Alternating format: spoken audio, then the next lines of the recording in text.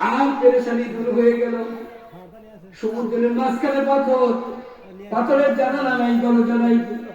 এইখানে যদি আল্লাহ পাক রব্বুল আলামিন একটা পোকাকে এত সুন্দর যত্ন করে আদর করে খাওয়াইতে পারে, আমার বনিকে সমুদ্রের মাঝখানে পাথরের ভিতরে খাওয়াইতে, আমার ঘরে খাওয়াইতে, এই আল্লাহর উপর বিশ্বাস কি আমাদের আছে? আল্লাহর উপর বিশ্বাস আমাদের রাখতে হবে অবশ্যই।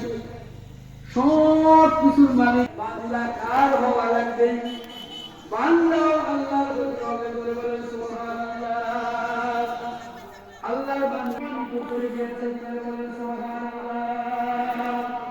যে যত বেশি আল্লাহ তাআলাকে ভালোবাসবে, আল্লাহ পাক রব্বুল আলামিন তাকে তত মহব্বত করবে, তাকে তত বেশি ভালোবাসবে। দুনিয়া এবং আখিরাতে উভয় জাহানের জন্য সম্মানিত করে